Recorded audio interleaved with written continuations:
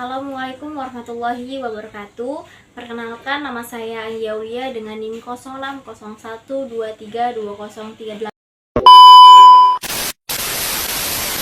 Saya akan menjawab pertanyaan dari mengapa civil society dikekang di Indonesia versus apa solusi yang tepat menurut saudara. Civil society di Indonesia menghadapi berbagai kendala yang membatasi perannya dalam mengadvokasi kepentingan publik, memperjuangkan hak asasi manusia, dan menyuarakan aspirasi masyarakat.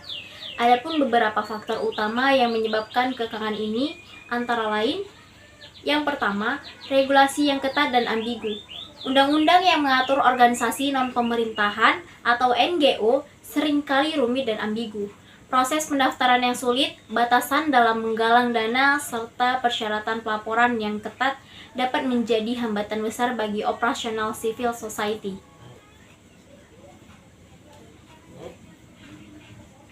Yang kedua, ada intimidasi dan ancaman. Aktivis dan anggota civil society sering menghadapi intimidasi, ancaman, bahkan kekerasan fisik dari pihak-pihak yang tidak setuju dengan agenda atau kegiatan mereka. Hal ini menciptakan atmosfer ketakutan dan menghambat kebebasan berekspresi. Yang ketiga, stigmatisasi dan penyalahgunaan stigma politis. Beberapa organisasi civil society, terutama yang bergerak di bidang hak asasi manusia, lingkungan, dan anti korupsi, sering dianggap sebagai ancaman oleh pemerintah atau kelompok tertentu. Mereka dapat diberikan stigma negatif atau bahkan dituduh bekerja untuk kepentingan asing yang mengganggu kegiatan mereka secara tidak adil. Yang keempat, ada keterbatasan ruang politik dan partisipasi.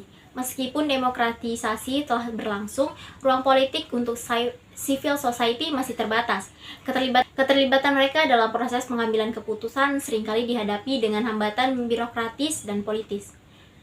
Adapun solusi yang tepat untuk memperbaiki keadaan dan memastikan civil society dapat beroperasi dengan efektif dan mandiri. Yang pertama, reformasi regulasi dan hukum.